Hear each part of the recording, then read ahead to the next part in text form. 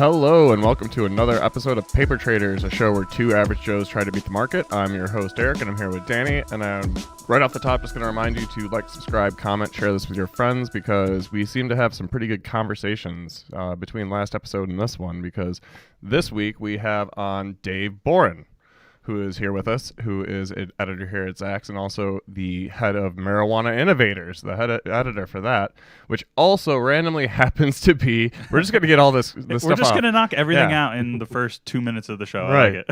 I like it. He also happens to be the editor for Marijuana Innovators, which happens to be our promo. So if you happen to go to Zacks.com/Marijuana Innovators, they have a deal there for you, to which Dave can touch on now. But welcome, Dave.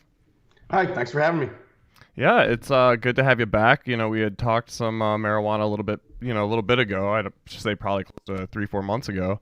And with that, we're now at the point where Illinois has had a full couple months of marijuana sales. When was it legalized again? January 1st, 2020. Okay. Is when it fully came into fruition. Wow, so yeah, a full 2 months now. Right. So now we've got some numbers behind it, and we wanted to bring you in to kind of talk about how things are working out in terms of the markets with now these, 13 states that have now legalized, including Vermont and Massachusetts, which haven't rolled out yet, but there are 13 that are legal, technically. Yes. I was going to say, I didn't even know that they had legalized. So I feel like so many states are rolling this out that I can't even keep up with them at this point. So. Right. I mean, it is a movement, but we'll touch on some of that in a minute. So, Dave, tell us what's going on.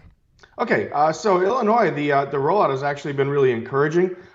Sales were higher than expected, and they took in a lot of tax. They took in almost $10 million in tax in the first month.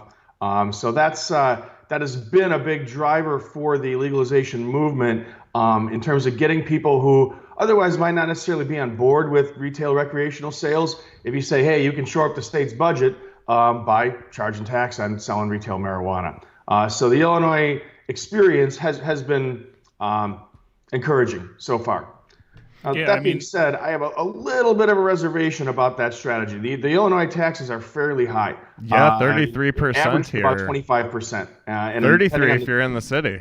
Yeah, depending on the city you're in and the county you're in, it can be as high as like 40% all in, including there's a 7% tax on the producers, the growers. I get it. I didn't even actually know there was a value-added tax. Jeez. From a sort of basic economic standpoint, getting people on board for something like that by saying you're going to collect a lot of tax generally is it's not the most economically efficient way to do something, right? So taxing something at 25% means you're probably going to start encouraging the black market behavior to stay around, because you just can't compete on a price basis. Now, Illinois was great. It seems like there was a lot of pent-up demand. And a lot of Illinois residents, and about 25% of the sales were for residents of neighboring states or tourists.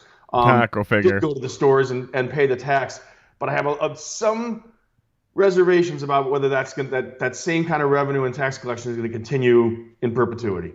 Well, they're saying that they made $39.2 million in recreational sales as of January. Right. Yeah, I mean that's not a small chunk of money. Danny and I, just before we started the show, were talking about how over 5 years they're extrapolating that Illinois could collect, what was it, $3.7 billion? They're reaching the billions already. $3.7 billion over 5 years. So, I mean, I'm not going to do any quick math here, but you multiply that out by, 25 to maybe even, like you just said, 40%.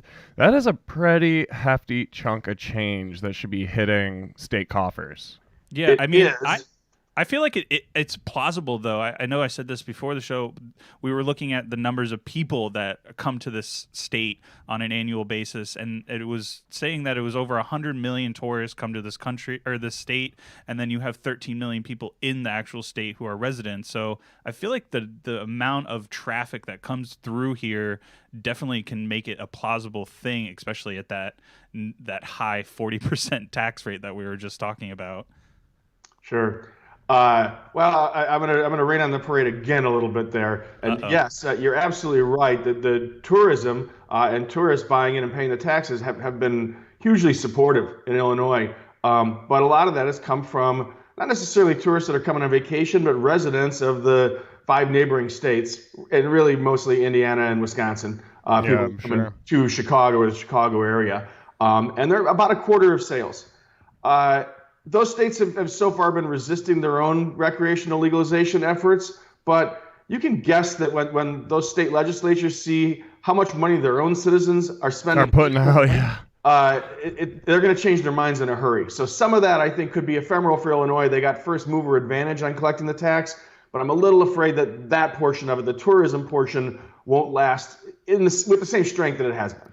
So historically, I mean, I know Colorado's a huge tourist state as well, and it's same as California. I mean, how has that worked out long term for them in terms of tourism versus the dollars coming in for taxes? Are there any numbers out like that?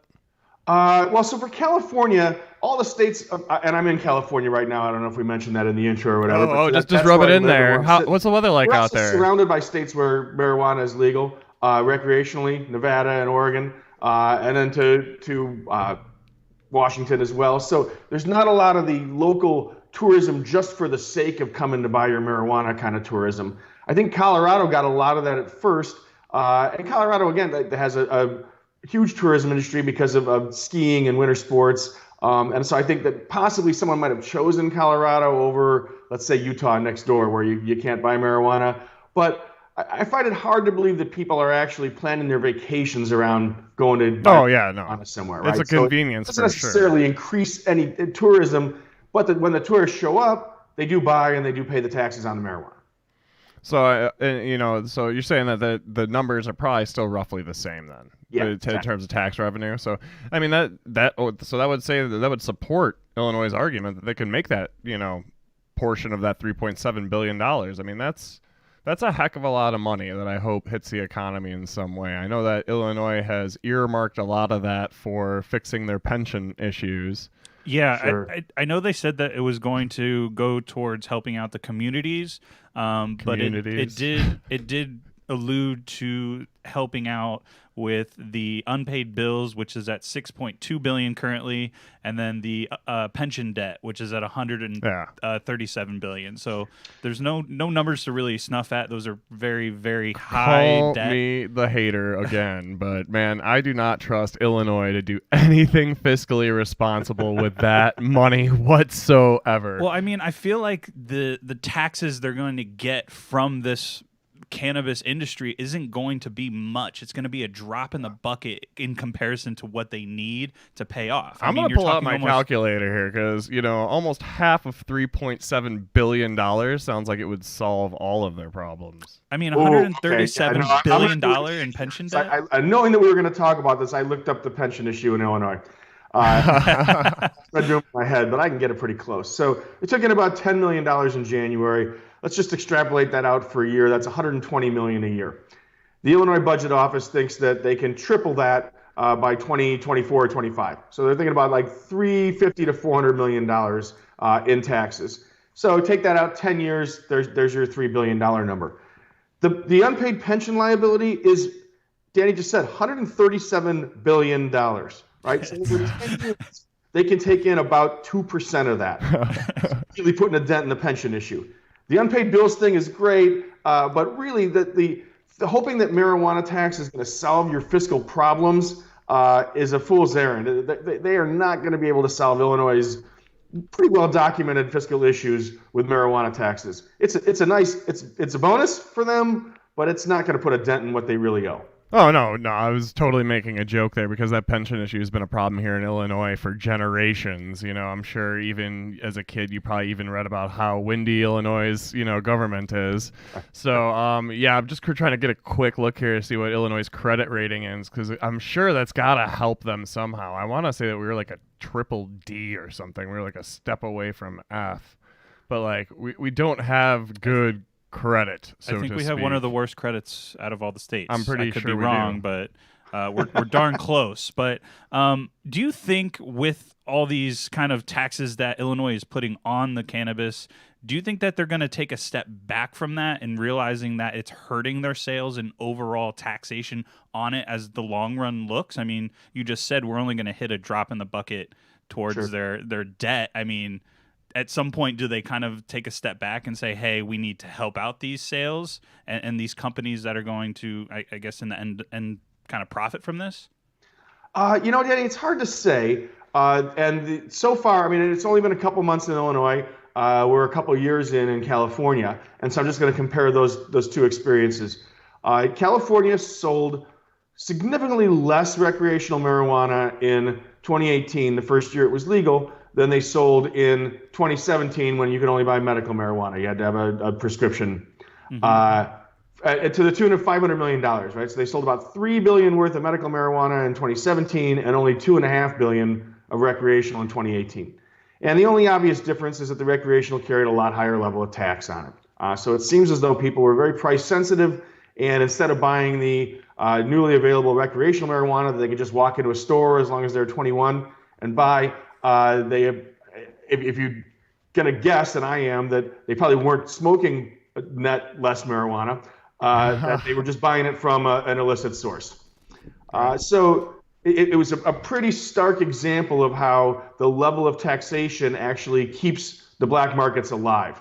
Now, I've said before, if you read any of my columns, you've heard me say this before, nobody drinks bathtub gin to try to save a couple bucks or buys the vodka that your neighbor made. It's absurd because you can go to the store and buy a product of consistent quality and purity and strength, and it's pretty reasonable. And yeah, you pay a couple bucks in tax, but it's no big deal. But if you took those taxes way, way up, maybe you would start seeing bootleg alcohol products. So for me, from a sort of libertarian economic viewpoint, the higher you raise the taxes, the more you encourage other activities that you may not want to be encouraging. So the tax thing is a great reward hanging out there, but you can't overdo it.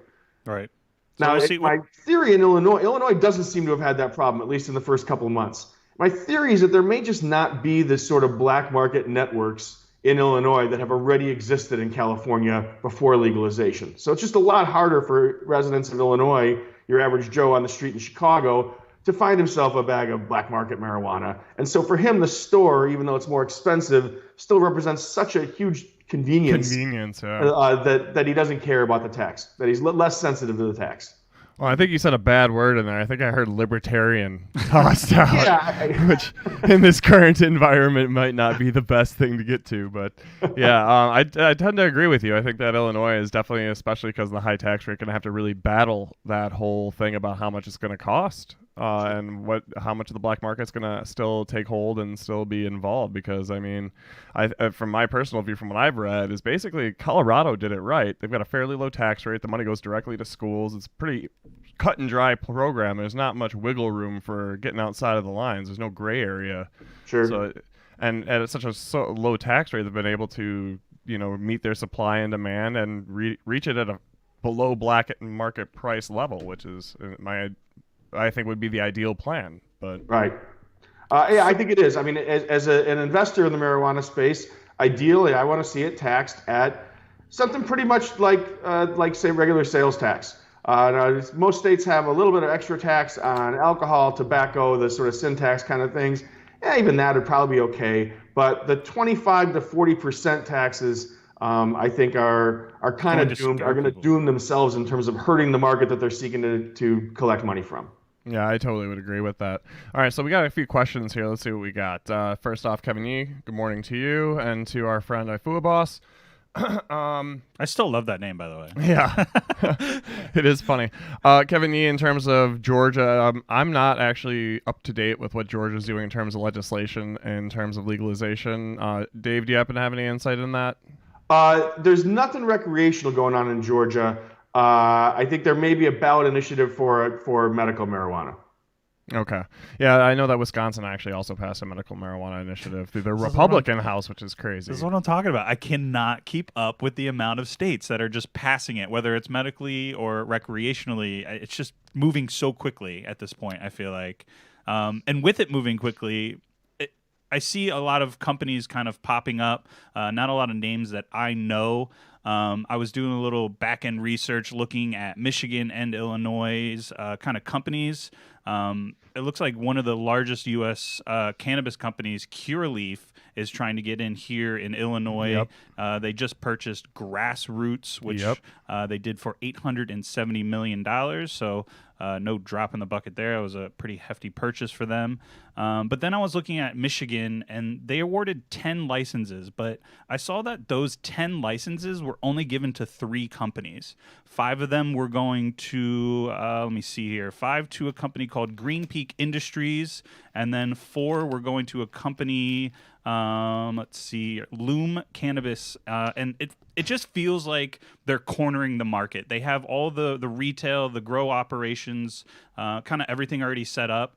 Do you think these larger companies that already have everything kind of set in place are the ones that are going to succeed, or are they basically move in and take over? It sounds like, or are there like mom and pop it? shops that are going to open up? I mean, who stands to benefit here as this kind of legalization moves forward?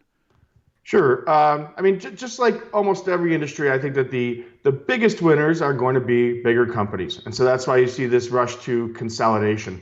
There was a lot bigger rush to consolidation a year and a half ago. It's slowed down quite a bit as a lot of the publicly traded marijuana stocks the prices have suffered. But yeah, no, the idea is that you become vertically integrated. You are in charge of your own production, distribution, and retail, and you're getting a little piece off of every step. So I think there'll probably still be mom and pops, especially at the retail level. Probably not at the production level, simply because just like all sorts of farming, agriculture production, there are economies of scale to be gained from having a large operation and having a small farm or a small grow operation is probably going to have a tough time competing price-wise with larger operations. Yeah, that's for sure. I feel like it's the same thing with like factory farming of any sort, whether it be pigs or marijuana. It's the same thing. If you can produce more at a lower cost, then you're going to be able to price out other people in the same market. So that's definitely going to be a problem here in Illinois. But I hope that answered your question, Kevin. What I would suggest that you do is you take a look at your normal chapter, NORML chapter, which is the National Organization Reforming Marijuana Laws, or MMP, which is MPP, Marijuana Policy Project. Both of those then can give you some information about your state specifically. Otherwise, I'd look into your local legislation. I can't really speak to what's going on in Georgia because essentially I haven't really seen anything in the news. So I hope that answers your question. What else we got here? Mike Peters, they say today's pot is stronger than the old days. Is that true? Can you hallucinate from it like you could from Panama Red? Mike Peters, from experience, I can tell you the stuff is a heck of a lot stronger. Panama Red? Yeah, I've never heard of hallucinating from marijuana. I think that might be an urban legend. I've never actually heard of anybody taking enough to actually hallucinate, but yeah, you can actually take a look at, there's a bunch of websites out there that will tell you the percentages of marijuana back in like the 60s to what the THC level is today. And today, I mean, you can get things all the way up into like 40%, which is just insane. Yeah. You know, and you get into extracts, then you're getting 80 to 90% purity. So yeah, it's a heck of a lot stronger. Mike, you sound like you might have a little experience. Go try it. If you're in a legal state, have at it, bud. Well, he might be joking. That might be a tongue-in-cheek question, but yeah, a little bit because that's been used as a sort of scare tactic argument against legalization efforts. Is that when people believe that it's relatively harmless, it's not because it's much stronger. But I think the average user of marijuana, no matter whether he's going to smoke it, use an extract in an oral form, or eat an edible, they know what they want, they know how they want to feel, and they're going to take less. So right. if beer was legal and you said, well, but whiskey's a lot stronger, well, you don't drink the same quantity of whiskey as you do with beer. You treat them differently based on their potency to get the effect that you want. So if anything, especially for people that are actually going to smoke flower, more potent pot is probably better because you're smoking a much lower volume of total product to get the amount of THC that you want. Well, and they have those cartridges yet where you can go and get into the 80 and 90% cartridges yet, you know, so you can smoke even less, essentially. Exactly. So Mike Peters and your Panama Red, which is just an old joke, it feels like. In 1969, you say you smoked it. If it made you hallucinate, I would say probably step back what you're smoking, bud. All right. I guess I want to kind of switch gears a little. I know before we started the show, we kind of stressed that we're sick of the headlines about coronavirus. I'm sorry, I want to iterate that correctly. But with these huge pullbacks, I know the cannabis industry has been hit kind of hard over the past year and a half or so. And I'm noticing that these pullbacks are continuing with the drop in the market. Do you view this as more of a buying opportunity, or is this more of like a time we should be playing it safe and letting the market kind of calm down before investors are to jump into, say, a Curaleaf or an industrial properties or something like that? Okay, well, boy, there's a lot there. First, I do view it as a buying opportunity, but I think you have to be careful about buying. And so right now, the marijuana producers that are publicly traded and the marijuana companies like Innovative Industrial Properties really shouldn't have any direct exposure to the coronavirus. They have no like a lot of companies have either sales to Asia or supply chain issues from Asia, and they have direct exposure to an economic slowdown there. The marijuana companies really don't. They are either entirely Canadian or entirely U.S. businesses, and they should be fairly well insulated. They can't even ship over borders. Risk. Now, that being said, they're also among the most speculative and risky stocks available right now. And so when people go into this risk-off mode and start punting every stock they have, they tend to get sold pretty hard. Now, to me, if someone's selling a stock that's not going to have if you feel a direct economic impact from the catalyst for all the selling, that's probably a buying opportunity. But I wouldn't do it indiscriminately because there are still some significant problems in the industry. Right now, Cronos has delayed their earnings because they have accounting irregularities. That's a huge red flag, right? Don't buy Cronos. I'm never going to buy anything that's asking the SEC for a 15-day extension on filing their quarterly report because they have accounting irregularities. Yeah, but, that's scary. So that stock's been hit for good reason. But there's other good stocks. Canopy Growth is one that I still like a lot that have been hit just really along with the rest of the risk market and probably represents a pretty good value right now. All right. Well, I think I've had enough marijuana for a little while. We should shift legs a little bit here. Let's take some quick questions. We got one. How do we see the future of the Dow, NASDAQ, and S&P with the coronavirus, especially being an options trader? How will this work out? I'm not especially an options trader, so I don't have much to speak on that. But everybody here knows how I feel about coronavirus. I feel like this thing is it's a media hype that is affecting the market, and it's a mania, which is creating, I think, the correction that people have been asking for. So I personally I see this as a buying opportunity. Get into that stock that you've been waiting for. What do you think, Dave? I think yes, and I'm going to even, if this question is from an options trader, I think I have an even slightly more complicated idea, and that's that if you see a big spike in implied volatilities, right? So we saw the VIX get to almost 50 last week. We said individual stocks all double, triple the implied vols they were trading just a few weeks ago. So if there's a stock you like and you're comfortable with trading options, instead of just buying that stock, I think you should consider selling puts. So you get to collect some of that extra volatility premium. If the stock keeps going down, you bought it at a cheaper price and your puts get assigned, you bought the stock at a cheaper price than you bought it today. So you're still bargain hunting in a stock that you wanted. If the stock turns around and goes back up and vols settle back down, you just collected all that juicy extra premium. Wow. Awesome. That was quick, concise, and right to the point. Yeah, I like that piece of advice. We're going to have to deploy that here soon. With the volatility in the market, we're definitely going to need something to, I guess, break up what's happening to our portfolios. Because I know when I looked at mine this morning, it had definitely taken a turn for the worse. I don't know about you, Eric, but what do you feel like? You want to jump into the battleground? Yeah, let's go to the battleground, and then we'll tie up the rest of these questions for the day. All right, sounds good. Let's do it.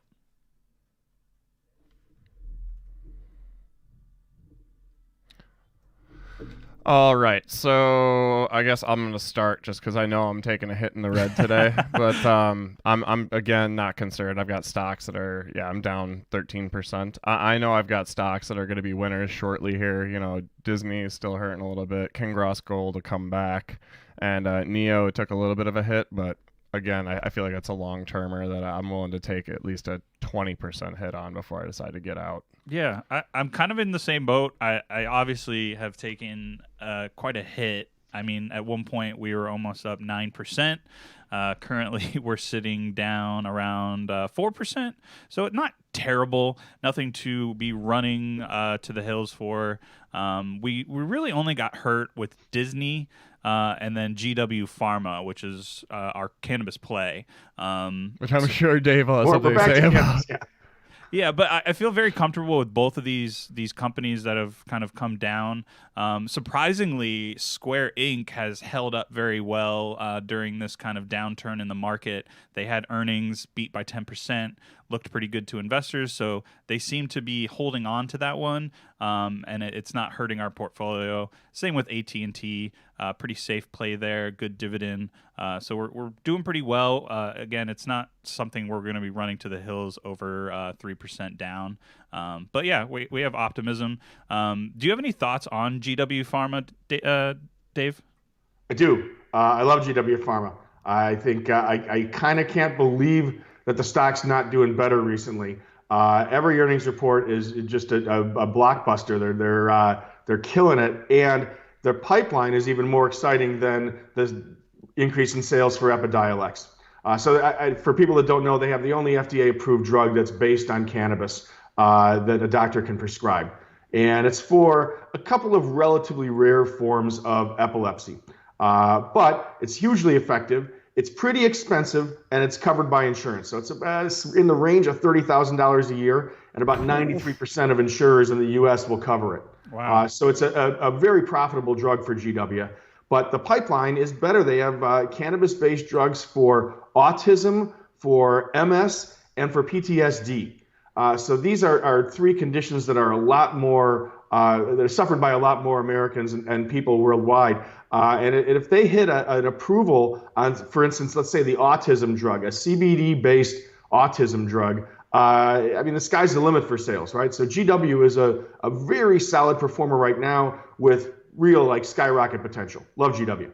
Yeah, I agree. I'm waiting for it. I was looking at it I think 2 weeks ago before kind of the coronavirus fears really hit the market. They were starting to make some headways up and up, and it obviously got kind of crushed down lately, but I definitely see the future of that company doing very well, kind of like a blue chip in the industry. So that's how I look at it, and I look forward to the future of holding on to it. So I'm glad that you can at least back me up a little bit with GW. I was gonna say, now that you've quelled his fears, how about you tear into me a little bit? What do you think, Dave? Okay, I like Neo a lot. But Neo's a super speculative play, right? So yeah, for sure. It's my gamble play for sure. That's your fun money play. But if you got a little fun money that you're willing to lose, I'm a huge believer in the EV revolution, and it's not going to be all Tesla. And right now, none of the European automakers or even the Japanese automakers are really making much headway. So I think a little upstart like that from China could be a big success story.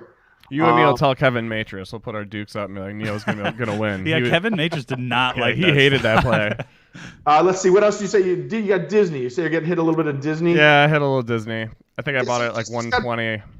They have theme parks in China. They're gonna take an earnings hit this quarter, but Disney's not going anywhere. Disney's a juggernaut of all sorts of entertainment products. So I would definitely hold on to that. That may be actually something that I would even add to on this recent little slide, because I could easily see that back in the 140s. I'm waiting for the markets to settle down before I pull that trigger, but I have an eye on it. My target was around the 120, but it's sitting at 116 now. 116 right now. And it's kind of just teetering there. So I'm waiting for. I'm not looking for the bottom. I don't want to catch the falling knife per se. Right. So yeah, I'm definitely keeping an eye out there with Eric on that one. So let's see. We got final questions here, and we'll get out of here. I don't really see too much. I do see a question about other products that we have here at Zacks. Kevin, you asked, do you guys have any kinds of services at Zacks that help with options traders? Not necessarily for dividend investing. I read the top 5 every day, but it feels like it's more for dividends. Yeah, we have an options trading service. There you go, Kevin. We actually do have an options trading service. And it's run by Kevin Matris. And it is run by Kevin Matris. It is a pretty good buy. I don't think it's currently on sale. We will probably have a promotion for that at some point. So if you're looking to get that on a deal, you'll have to wait a little bit. Because right now on sale is at Zacks.com, Marijuana Innovators with our man Dave here. Dave, give him the breakdown. Tell him what you do. Sure. So at Marijuana Innovators, I look for the stocks that have either direct or indirect exposure to the marijuana industry, and try to look for the big wins of tomorrow. So right now in the portfolio, we have a wide range of, we have a beverage company, Constellation, that's made some pretty heavy investments in marijuana. We have a producer, we have GW, we have Innovative Industrial Properties, which we didn't get to today, but it's pretty exciting. Maybe we'll do that another time. That's another stock that I'm very bullish on right now. Also happens to be today's bull of the day on Zacks.com if you head over there, written by a very insightful editor. I wonder who that could be. And so right now, I haven't been trading a bunch in marijuana innovators because, like Daniel, like you were saying, I'm sort of waiting for things to settle down a bit. But there are values out there, and I think right now is definitely a time. If you put off looking at the marijuana stocks till now, good for you, because you saved yourself a lot of pain. But it's definitely time to go start picking fruit in the marijuana industry, because there's a lot of good buys. All right. Well, with that pitch, we'll get to our last question. May I ask, do you think the reduced sales of the current price of Neo at this time, earnings $3.12, I think? No, I don't think it's reduced sales. I think it's the fear of the coronavirus and everything in China shut down. That's my personal belief. So hopefully that gets to you real quick, guys. Seveds, okay, sorry if I mispronounced your name, but yeah, that's it for us, guys. So catch us next week. I don't know if we're going to have a guest yet. It'll be a surprise, but I'll keep trading, and we'll see y'all soon. Yep. Thanks. Peace.